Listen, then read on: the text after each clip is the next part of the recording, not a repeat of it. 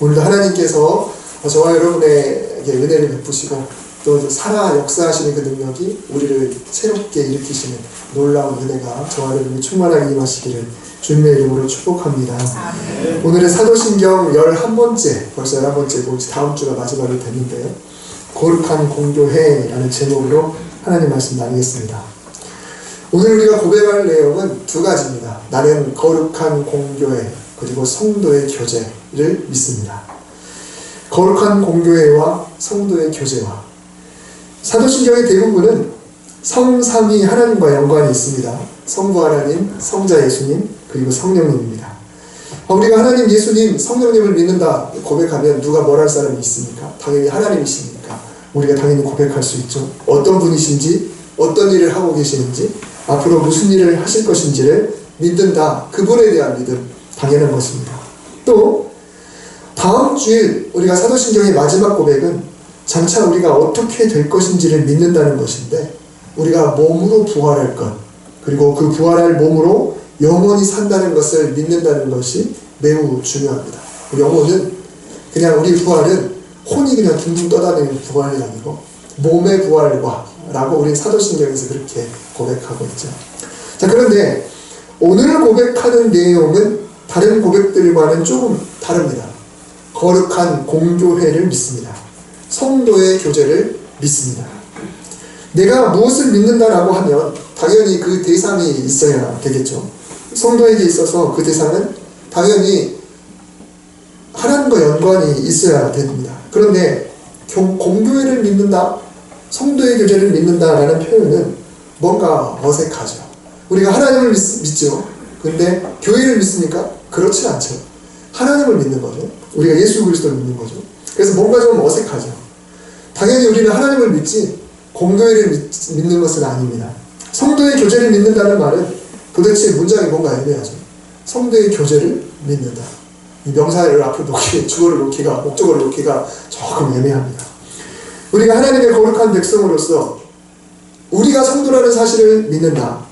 이렇게 표현한다거나 하나님께서 우리를 성도로 묶어주셨다라는 것을 믿는다거나 하면 뭔가 이해되는데, 성도의 교제를 믿는다라는 그런 표현은 뭔가 의미가 좀 애매모호합니다. 우리가 사도신경 첫 번째 말씀을 나눌 때 신조라는 단어에 심장을 드리다 라는 의미가 담겨있다고 말씀을 드렸었죠. 심장을 드리다. 그러니까 나는 이 고백들에 내 심장을 드릴 수 있다. 내 목숨을 걸 수 있다. 나는 죽어도 이 고백들이 진리임을 믿는다 라는 단호함이 이 속에 들어있습니다. 자, 그런데 이 심장을 드린다 라는 표현에는 또 다른 개념이 들어있습니다. 사람이 가장 중요한, 사람 몸에서 가장 중요한 게 심장인 만큼 나는 이 내용을 가장 중요하게 여긴다. 내 인생에서 나는 이 사실을 최우선으로 삼는다 라는 의미가 또한 담겨 있습니다. 그래서 오늘 고백하는 내용, 공교회 그리고 성도의 교제는 믿음의 대상이라기보다는 내 삶에서 우선으로 여기리라, 내 삶에서 관심을 두리라, 내 삶에서 중요하게 여기리라, 가장 마음에 담겠다라는 그런 고백으로 우리가 받아들이며 이 고백을 하면 좋겠습니다. 내 인생을, 내 삶을 인체라고 한다면 내 인생에서 교회와 성도의 교제는 심장만큼 중요하다. 여러분, 이것이 이 속에 담겨 있습니다. 자, 먼저 공교회라는 용어. 여러분, 이 용어는 우리가 잘 안 씁니다. 공교회. 교회는 교회지 무슨 공교회냐. 이 공교회라는 말, 옛날 우리 사도신경에서는 거룩한 공회라고 했죠. 지금은 거룩한 공교회라고 했습니다. 공교회는 원어로 카톨릭이라고 합니다. 카톨릭 하면은 우리가 당연히 천주교를 생각하죠. 거룩한 공교회, 이 공교회라는 단어 자체가 카톨릭이에요. 그래서 천주교를 카톨릭이라고 하다 보니까 이 개신교, 이 기독교의 어떤 교회는 이 부분 때문에 사도신경을 암송하지 않습니다. 물론 꼭 이것 때문에만 암송 안 하는 건 아니겠지만, 우리가 어떻게 천주교를 믿는다고 고백할 수 있냐, 이렇게 표현하면서 사도신경 자체를 거부하는 그런 교도 있습니다. 그런데 우리가 고백하는 이 공교회라는 말 카톨릭은 천주교만의 카톨릭을 말하는 게 아니에요. 보다 더 큰 단어의 뜻을 말합니다. 이 가톨릭이라는 단어의 본래 뜻은 단일한 공적인 교회라는 뜻입니다. 처음에는 하나였잖아요. 물론 이단이 난무하는 가운데서 이단들을 다 쳐내고 이제 그 성경 말씀의 본래 그 말씀, 하나님에 대한 그 신앙, 어떤 신학이 이제 검증된 이들끼리의 모임, 이게 공교회가 되는 거예요. 그럼 국가대표 유니폼에는 코리아라는 말이 적혀있죠. 그런데 고려대학교 유니폼에도 코리아라는 말이 똑같이 적혀있습니다.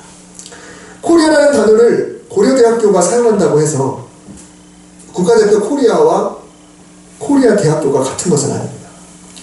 단일한 공적인 교회라는 뜻의 이 가톨릭은 천주교를 가리키는 가톨릭보다 훨씬 더 큰 의미예요. 그러니까 가톨릭이라는 단어를 천주교가 쓰고 있지만, 그러나 이 가톨릭이라는 그 원래의 그 뜻은 훨씬 더 넓은 의미, 훨씬 더 넓은 의미. 우리 국가 코리아냐, 한 학교, 대학교 이름 코리아냐, 이런 것처럼 우리가 사도신경에서 고백하는 성도의, 거룩한 공교회는 천주교하고는 상관이 없어요. 교회 자체, 단일한 하나의 교회. 이 공교회라는 말 속에는 우리 교회가 들어있고요. 조금 더 넓은 의미로 우리가 속해 있는 교단, 그리고 더 나아가 제도라든가 비본질적인 부분은 조금 차이가 있다 할지라도 성삼위 하나님과 예수 그리스도를 통한 구원을 모두 믿는 정통 교단들이 모두 공교회에 속합니다. 그리고 장차 이 거룩한 백성이 다시 오실 예수님을 맞아 몸이 부활하여 이루게 될 거룩한 공동체도 역시 공교회가 되는 것입니다. 장차 우리가 이룰 교회, 그리고 그 교회의 모델로 이 땅에서 우리가 하나님을 섬기며 예배하며 성도들이 함께 모여있는 이 교회가 바로 카톨릭이 되는 것입니다. 거룩한 공교회. 그러면 우리가 왜 이 고백을 심장만큼 중요하게 여겨야 할까? 그것은 바로 하나님이 그렇게 여기시기 때문입니다. 성경에는 하나님의 관심이 개개인에게도 있지만 늘 공동체 안에서의 개인에게 있습니다. 이 공동체가 구약에서는 성전 제사 공동체, 신약에서는 교회 공동체로 나타납니다. 그래서 하나님은 언제 어디에나 계시고 뭐 우리가 어디 있든지 다 보고 계시지만, 굳이 성전이 아니어도 괜찮고 교회가 아니어도 상관없겠지만, 아니 처음부터 하나님이 아예 만들지 않으셔도 되는 분이시지만, 그래도 하나님은 일부러 굳이 성전을 만드시고 일부러 굳이 예수 그리스도를 통하여서 교회를 만드셨다라는 것입니다. 왜? 하나님이 그만큼 공동체를 중요하게 여기기 때문에 그렇습니다. 하나님은 구약에서는 늘 성전 중심이었고요, 신약에서는 늘 교회 중심이었습니다. 물론 성전이 아닌 곳, 교회가 아닌 곳에서도 만나주셨지만 그 만남도 성전 중심의 사람, 그리고 교회 중심의 사람이기 때문에 만나주시는 거예요. 그냥 독불장군처럼 그냥 홀로 지내는 그 사람에게도 하나님은 제사 공동체로, 예배 공동체로 늘 여겨주셨던 것이죠. 만일 하나님께서 교회가 필요하지 않다, 그러면 우리가 그렇게 성경 통독할 때 읽기 어려운 그 시시콜콜한 그 내용까지 다 담겨있는 성전을 굳이 하나님이 왜 만드셔요? 굳이 필요하지 않다면 예수님은 왜 굳이 12를 선택하시고 그 12를 통해서 교회를 이뤄가도록 하시고, 굳이 바울을 통해서 교회를 세워가도록 굳이 왜 하나님이 그렇게 하셨을까? 그냥 각자 있는 곳에서 하나님 믿으면 된다고 하지 않으시고, 성경의 많은 부분이 성전과 예배 중심, 그리고 교회 중심이더라 라는 것입니다. 신약에서 교회에 관해 얼마나 뜨겁게 반복해서 말씀하고 있는지 모릅니다. 교회라는 단어, 에클레시아라고 하는데요, 성경에 무려 114번이나 나올 정도로 하나님은 교회에 늘 관심이 있으세요. 혹자는 이렇게 말하기도 합니다. 꼭 교회가 있어야만 성도인가? 내가 그냥 마음으로만 하나님을 믿으면 되는 거 아닌가? 예수님을 나의 구원자라고 믿고 있으면 되는 거 아닌가? 그래서 나는 교회는 안 나가지만 그래도 나는 기독교인이다 라고 이렇게 생각하는 사람들도 있어요. 실제로 교회를 전혀 안 나가는 그런 경우. 여러분, 물론 다 그렇진 않겠지만 불자들 중에 그런 분들이 좀 많이 계시죠. 1년에 실제로 종교적인 목적을 가지고 절에 가는 게 1년에 한 번도 없는 분들도 참 많이 있어요. 아마 절에 가는 횟수로 따지면 제가 더 많이 갈 거예요. 제가 더 절에 더 많이 방문할 겁니다. 저는 고찰이라든가 또 아름다운 곳에 있는 절을 구경을 가거든요. 이야, 진짜 잘 만들었다. 남들이 땡 하고 있으면 뭐 하고 있나 보다. 이렇게 하고 어떻게 전할지 하고 이렇게 기웃거리기도 하고 봐요. 근데 절에 가는 횟수로만 따지면 아마 제가 더 많이 가지 않을까 그런 생각을 해봅니다. 또 연세 드신 그런 성도님들 중에 보면은 객지에 있는 자녀들을 변호하려는 분들이 종종 계세요. 우리 아들이 지금 너무 바빠서 교회에 못 나가고 있는데 그래도 신앙이 있긴 해요. 전화해보면 저한테 기도해달라고 부탁하기도 하고 또 기도하고 있대요. 이런 이야기예요. 교회역은 전혀 상관없음에도 불구하고 부모의 마음은 그래도 내 아들이 기독교인이지라고 생각을 하는 거죠.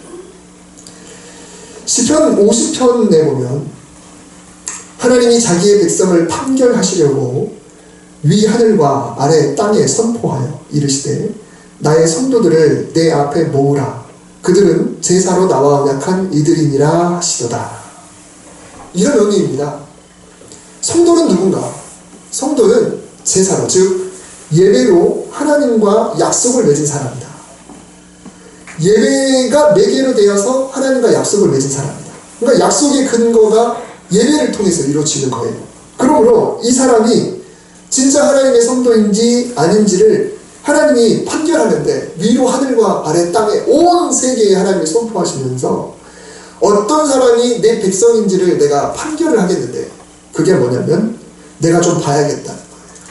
하나님이 좀 봐야겠다는 거죠. 예배가 약속의 근거니 약속을 지키는지 안 지키는지 내가 좀 내 앞에 모여서 예배드리는 모습을 좀 봐야겠다라고 하나님이 말씀을 하셨습니다. 여러분, 이 말씀이 어쩌면 불편한 분도 계실 수도 있어요. 그리고 저도 설교자로서 부담이 갑니다. 그러나 하나님 말씀이 하나님께서 예배로 언약을 맺은 공동체이기 때문에 예배를 벗어난 그런 성도의 모습은 예배의 성도라고 하기가 어렵다는 거죠. 어떻게 보면 하나님은 그렇게 여기지 않는데 본인이 그렇게 여기고 있는 것일 수도 있습니다. 하나님은 우리에게 복 주시는 분이시지만 그분이 존재하는 가장 큰 목적은 우리에게 복 주는 것이 아니에요. 더 큰 목적은 우리의 예배를 받으시는 것입니다. 하나님께서 성경을 통해 그렇게 말씀하셨어요. 우리의 예배를 받으시려고 존재하는 분이십니다. 바꿔 말하면 당신이 예배받고 싶으시고 찬양받고 싶으셔서 우리를 창조하셨다고. 우리는 도대체 왜 그런지 이해는 안 되지만 그러나 성경을 통해서 하나님이 분명히 그렇게 말씀하고 계세요. 물론 혼자 할 수도 있겠죠. 다른 곳에서 할 수도 있겠죠. 그러나 그 출발은 언제나 성도가 함께 모여 있는 이 교회 공동체여야 하는 것입니다. 성전 중심. 성전 중심. 처음부터 흩어져서 신앙생활 할 수는 없어요. 먼저 모여서 함께 예배하고 그리고 찬송하고 말씀 듣고 그 다음에 흩어져서 저마다의 삶에서 예배하고 찬송하고 말씀을 묵상하고 적용하고 사랑하고 복음을 전하면서 살아가는 것입니다. 우리가 폐회 찬양부를 드리잖아요. 모여서 예배하고 그게 먼저예요. 그리고 흩어져서 예배하는 것. 이게 이루어져야 그래야 온전한 예배가 된다라는 것입니다. 모이지 않으면 흩어질 수 없죠. 모여 예배드리고 흩어져서 예배자다운 삶을 살아가는 자는 약속 맺은 성도다라고 하나님이 인정하시는 거예요. 그래서 은혜를 베풀어 주시는 것입니다. 하나님이 그렇게 원하신다니 우리가 뭐라고 이유를 댈 수가 없어요. 안타깝습니다. 그러므로 여러분, 거룩한 공교회에 관한 신앙 고백을 통해서 하나님이 그만큼 예배를 위한 교회 공동체를 소중히 여기는구나. 이 예배가 얼마나 중요한가. 우리가 함께 공교회로 예배드리는 것이 얼마나 중요한가라는 것을 우리가 분명히 알아야 합니다. 어떻게 보면 사도신경의 나머지 부분은 나와 그분과의 개인적인 것 같아요. 하나님, 예수님, 성령님, 그렇죠? 그리고 다음에 있을 부활. 이런 것은 사실 교회가 없어도 예배가 없어도 다 포함이 되는 거예요. 다 가능해요. 그런 하나님은 사도신경 속에 거룩한 공교회를 넣어놓으셨습니다. 그것이 거의 마지막 부분이긴 하지만 그 안에 하나님이 우리에게 이 예배를 소중히 여기라 라는 것을 이 마음속에 담아놓으셨습니다. 다음으로 성도의 교제, 성도의 교제라는 고백. 이전 사도신경에서는 성도가 서로 교통하는 것이라고 이야기했어요. 지금은 성도의 교제라고 간단하게 이야기하죠. 이걸 영어로 보면 Communion of Saint 이렇게 이야기를 합니다. 여기서 Saint라는 단어가 성도인데 이 Saint라는 단어를 뭐라고 번역하는지에 따라서 천주교와 개신교가 갈립니다. 우리는 성도 하면 말 그대로 예수 그리스도를 나의 구원자로 고백한 자들을 말합니다. 이 땅을 살아가는 우리가 바로 세인트입니다. 같은 공동체 안에서 함께 예수 그리스도를 구주로 믿는 사람들, 그 모임이 교회고 그 개인이 세인트가 되는 거예요. 그런데 천주교는 이 세인트를 성도라고 보지 않고 성인으로 봅니다. 성인. 그러면 해석이 완전히 달라져요. 사도신경 번역도 천주교하고 우리하고 좀 다릅니다. 천주교는 거룩하고 보편된 교회와, 이건 우리하고 똑같죠. 모든 성인의 통공을 믿으며 이렇게 이야기합니다. 우리는 성도의 교제라고 하죠. 좀 굉장히 가벼워요. 성도의 교제. 근데 모든 성인의 통공이라고 이야기를 했습니다. 통공이 뭔가요? 통공은 통할 통자 그리고 공로 공자를 합한 것입니다. 다시 말하면 이 땅에 살아있는 신자들이 죽어있는 성인들의 공로를 서로 통한다라는 이야기예요. 그러니까 굉장히 개념이 다르죠. 우리는 성도의 교제를 믿는다고 하는데 천주교는 이미 세상을 떠나서 이 땅에서 이미 자기의 구원받을 만한 그 값을 충분히 넘어서 그 은혜가 남아있는 사람들이 가 있는데 그곳에서 그들이 남아있는 잉여 은혜를 밑에 있는 사람들과 서로 통해서 내려보내서 그 잉여 은혜를 우리가 힘입어서 우리의 죄도 상쇄되고 우리도 더 많은 은혜를 받는다. 이런 개념이죠. 내가 예전에 한번 설명했던 적이 있죠. 그러니까 성인들과 공로를 우리가 함께 받아서 누릴 수 있다는 것을 믿는다라는 그런 고백이에요. 본래 이 성인 개념이 원래는 없었어요.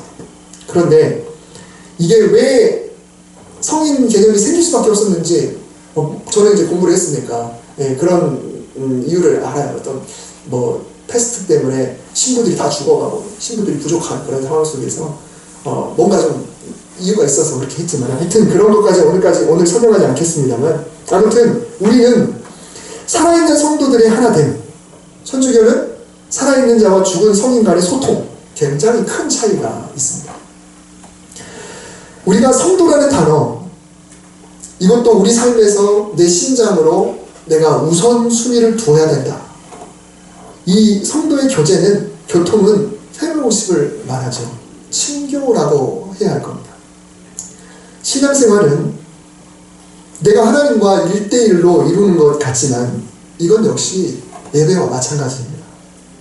우리가 한 성령에 의해 세례를 받는 순간 우리는 이미 거룩한 공교회의 한 몸이 됩니다. 아까 말씀드렸듯이 넓게는 우주적인 교회, 점점 좁혀오면서 정통 교단들, 그리고 여러분이 몸담고 있는 어찌됐건 성결교단, 양수종합교회의 한 몸이 되는 것입니다. 그래서 세례받은 교인이 한 교회의 식구가 되는 순간 좁은 의미의 교회뿐만 아니라 넓은 의미의 교회 식구가 되는 것이죠. 몸의 지체가 되는 것입니다. 사도 바울은 고린도전서 12장에서 한 성령 안에서 세례를 받은 자들에게 이렇게 말해요. 만일 발이 이르되 나는 손이 아니니 몸에 붙지 아니하였다 할지라도 이로써 몸에 붙지 아니한 것이 아니요. 또 귀가 이르되 나는 눈이 아니니 몸에 붙지 아니하였다 할지라도 이로써 몸에 붙지 아니한 것이 아니니. 즉 네가 아무리 나는 몸에 붙어있지 않다고 생각하고 아무리 그렇게 떠들어도 너는 몸에 붙어있지 않는 것이 아니다. 그러니 받아들여라. 또 각 지체는 서로 같이 돌보라고 명령하시면서 이렇게 더 붙였어요. 만일 한 지체가 고통을 받으면 모든 지체가 함께 고통을 받고 한 지체가 영광을 얻으면 모든 지체가 함께 즐거워하느니라. 그러므로 여러분, 제가 누차 말씀드리듯이 교회에서 성도의 소식이 나오게 되면 이것은 단순한 알림이 아니고 뭐라 그랬나요? 기도 제목이라고 말씀드렸습니다. 좋은 일로 광고가 나오면 그 일에 대해서 이분이 이 가정이 이것으로 해서 함께 영광을 돌리고 이 가정이 더 복될 수 있도록 기도해달라는 거. 누가 아프시다고 누가 수술했다고 그러면 아유 수술했구나 어느 병으로 입원했지 정보를 알리는 것이 아니라 이분을 위해서 기도해달라고 이렇게 광고를 하는 것입니다.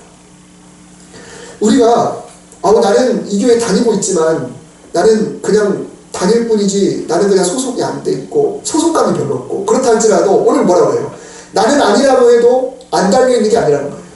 나는 아니라고 극구 예수 부인하려고 해도 내가 이 속에 포함되어 있지 않을 수가 없다라고 하나님 말씀하시죠. 그러니 받아들이라는 거예요. 이제 결론으로 오늘 본문을 보겠습니다. 사도 바울은 데살로니가 교회를 향해서 권면하면서 너희라는 단어를 굉장히 많이 씁니다. 너희는 너희에게, 너희를, 너희끼리. 즉, 이 권면들은 우리가 만나는 모든 사람에게 대해서라고 적용할 수도 있겠지만 정말 중요한 것은 교회 안의 성도들끼리 어떻게 해야 하는지를 가르쳐 주고 있습니다. 11절부터 천천히 넘겨보겠습니다. 저는 쉬운 번역으로 읽겠는데요. 그러므로 여러분은 지금도 그렇게 하는 것과 같이 서로 격려하고 서로 덕을 세우십시오. 형제 자매 여러분, 우리는 여러분에게 부탁합니다. 여러분 가운데서 수고하며 주님 안에서 여러분을 지도하고 훈계하는 이들을 알아보십시오. 그들이 하는 일을 생각해서 사랑으로 그들을 극진히 존경하십시오. 여러분은 서로 화목하며 지내십시오. 여러분 특별히 마지막 줄 너희끼리 화목하라 라는 말씀을 저는 늘 이것을 가슴에 새깁니다. 세상 사람들은 교회를 비난할 때 자주 이런 표현을 써요. 교회 다니는 사람들은 자기들끼리만 친하다. 교회 다니는 사람들은 자기들끼리만 친하다. 여러분 성도는 세상 사람들과도 친해야 합니다. 사랑하고 친해야 합니다. 하지만 분명한 것은 성도는 성도들끼리만 친해서는 안 되겠죠. 그렇지만 성도들끼리는 친해야 돼요. 자, 여러분 이게 똑같은 말이 아닙니다. 다시 해볼게요. 우리끼리만 친하고 세상을 사랑하지 않는다면 문제가 있지만 그래도 현 교회 안에서 적어도 우리끼리는 친해야 합니다. 우리끼리만 친하고 바깥과 단절돼서는 안 되겠지만 적어도 한 교회에 있는 우리끼리는 그래도 친해야 된다는 거예요. 이건 얘기가 좀 다르죠. 이것이 오늘 하나님께서 우리에게 내리시는 명령입니다. 우리 양수종교회 성도들은 친해야 합니다. 우리끼리만 친해가지고 그냥 폐쇄적인 그런 공동체가 돼서는 안 되겠지만 적어도 그래도 우리 안에 있는 사람들끼리는 친해야 돼요. 누군가 처음 우리 교회에 오면 분위기만 봐도 이 교회는 서로 사이가 참 좋아 보인다. 서로들 친해 보인다. 이렇게 느껴지는 교회가 건강한 교회입니다. 또한 우리 스스로도 자부하면서 그래도 우리 교회는 사이가 좋은 것 같아 라고 말할 수 있어요. 우리 교회는 늘 그냥 냉랭해. 우리 교회는 서로 싸우고 갈등이 많아. 보이지 않지만 늘 서로 미워하고 헐뜯고 그래. 그게 아니라 성도들 생각해보면 우리는 그래도 모양은 다르지라도 친하다. 그리고 나도 그렇게 친한 사람이 돼야겠다라는 게 돼야 돼요. 그런데 여러분 이 친하다는 것도 사람의 성향에 따라 다를 수가 있습니다. 어떤 사람은 텐션이 좀 높아가지고 반갑게 인사하고 악수하고 포옹하고 어깨도 치고 또 대화가 서로 오고 가야 친하다고 느낄 수 있지만 어떤 사람은 목인사와 눈인사와 몇 마디 대화만으로 혹 침묵하고 있더라도 같은 자리에 있는 것만으로도 친하다고 느낄 수가 있어요. 여러분 카페를 들어가서 한번 쭉 주위를 둘러보면요 데이트하는 부부나 커플들의 모습이 다 똑같지 않아요. 어떤 커플은 담소와 웃음과 몸짓이 막 담겨있고요 막 만져주기도 하고 막 이러죠. 근데 어떤 커플은 그저 조용히 시간을 보내고 그리고 가는 그런 커플도 있습니다. 또 어떤 커플은 그분이 일방적으로 주도하고 상대는 조용히 듣고 있기만 하는 그런 모습도 있고요. 그러나 그들의 공통점은 뭔가요? 그래도 연인이고 그래도 부부라는 거죠. 그들은 친하니까 혹은 친해지고 싶어서 함께 있는 것이죠. 그들의 모양이 다 다르다고 해서 그들이 친하지 않다고 우리가 단정 지을 수가 없는 거예요. 정도의 차이, 형식의 차이가 있는 것이죠. 물론 적극적인 사람들 눈에는 저 사람과 더 친해지고 싶은데 상대가 너무 소극적이어서 못마땅할 수도 있습니다. 반면에 소극적인 사람 눈에는 내 딴에는 저 사람과 가깝다고 생각하는데 저 사람은 너무 적극적이니까 부담스러울 수도 있어요. 이 사람이라는 게 다 그렇지 않습니까? 작년에 내향적인 그리스도인을 위한 교회 사용 설명서라는 책을 읽었습니다. 여러분 제목이 좀 어떠세요? 내향적인 그리스도인을 위한 교회 사용 설명서. 작년에 나온 재작년에 나왔던가 근데 제가 작년에 그거 사서 읽었는데 IVP에서 나왔습니다. 이 책은 교회 안에 다양한 성격의 성도들을 위한 지침과도 같은 책이었어요. 저한테는 그랬습니다. 먼저 제가 너무 위로를 받았습니다. 여러분 어떻게 보실지 모르지만 제가 MBTI에서 어떤 형일 것 같습니다. 저는 I형이에요. 근데 목회자로서 이 형으로 드러나야 되는 그런 부분이 저에게는 굉장한 부담이에요. 저는 I고 동굴이 좋고 혼자 있는 게 좋고 그리고 왁자지껄 밥 먹고 자 갑시다 차 마시러 갑시다 그러면 목사로서 가죠. 근데 목회자들 모임이라든가 그러면 저는 좀 빠질게요 라고 하는 그런 스타일이었어요. 그렇다고 여러분들 차 마시는 거 제가 그렇다는 거 아닙니다. 우리 교회 성도들과의 나눔은 너무너무 좋아요. 근데 이 책을 읽으면서 이야 나를 위한 책이다 라는 그런 생각이 느꼈을 정도로 굉장히 도움을 받았어요. 명령 묵은 체증이 딱 내려가는 그런 느낌이었습니다. 지금도 가까이 두고 종종 펼쳐봅니다. 줄구운 부분, 메모한 부분들을 잘 짚어봐요. 하나님께서 사람을 남자와 여자로 창조하시면서 남자더러 여자가 되라고 하지 않습니다. 여자더러 남자가 되라고 하지 않으세요. 저마다 하나님이 사람을 다양하게 창조하셨어요. 성격이 선천적일 수도 있고 후천적일 수도 있습니다. 하지만 선천적인 것은 하나님이 그렇게 만드셨기 때문이고 후천적인 것도 하나님이 그렇게 만들어 가셨기 때문이에요. 그 모든 환경 과정 속에 하나님이 개입하셨다고 믿습니다. 여러분 우리말에 사람은 고쳐줄 수 없다는 말이 있죠. 여러분 이거 알죠? 서로 다 알고 있는데도 막상 우리 현실에서 그 사람을 고쳐보려고 예를 들어서 그 사람이 안 고쳐지는 것에 대해서 뭐라고 해요? 근데 하나님은 어떻게 하셨나요? 하나님은 물론 성령께서 꼭 필요하셔서 고쳐쓰시기도 하지만 성경의 대부분의 인물들은 하나님이 기질대로 그대로 사용하셨어요. 기질대로 그대로 하나님이 사용하셨어요. 그러니 여러분 우리끼리 화목해야죠. 우리끼리 친교해야 합니다. 성도의 교제를 소중히 여겨야 합니다. 그러나 가장 중요한 것은 모두를 향해 열린 마음. 오늘 데살로니가전서 본문을 보면 그 부분을 분명히 이야기하고 있습니다. 외향적인 사람은 내향적인 사람을 향해 또 반대로 내향적인 사람은 외향적인 사람을 향해 그저 하나님께서 우리 성도 한 분 한 분을 어떻게 기질대로 사용하실지를 그저 우리는 기대하고 축복해주고 기도하면 되는 거예요. 하나님이 그렇게 사용하실까? 하나님이 저분을 어떻게 사용하실까? 하나님이 저분을 어떻게 사용하실까?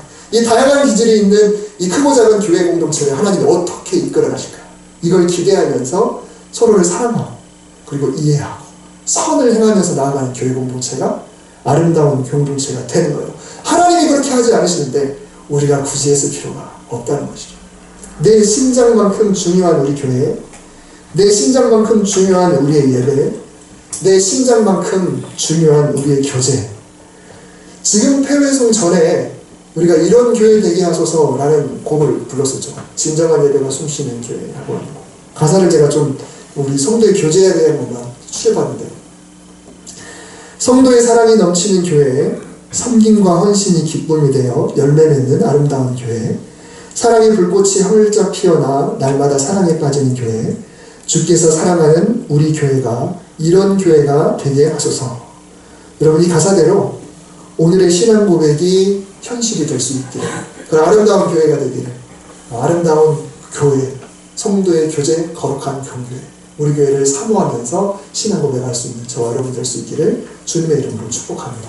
기도하겠습니다. 하나님, 우리 교회 너무 감사합니다. 또 우리 교회 식구가 되게 하시고 이 정통 그리고 깨끗한 우리 교단 안에서 우리가 한 세례를 받은 사람으로, 한 분 하나님을 아버지로, 한 분 예수님을 구원자로, 한 분 성령님을 나의 구원 이끄는 자로 믿음으로 고백하는 한 공동체로 맺어져 계시니 감사합니다. 하나님, 우리 교회 공동체가 우리끼리 화목할 수 있게 하여 주옵소서. 우리끼리 화목하여 세상을 향하여 그 화목이 퍼져나가게 하여 주옵소서. 이곳에서 예배를 통하여 하나님께 약속을 인정받고 세상을 향하여 나아갈 수 있는 흩어지는 아름다운 교회가 되게 하여 주옵소서. 이 사도신경의 11번째 고백이 우리 아름다운 고백이 되어 우리 교회를 더 사랑하고 성도를 아끼고 위해서 기도하며 축복하는 복된 신앙 고백이 되게 하여 주시옵소서. 예수님의 이름으로 기도드립니다. 아멘.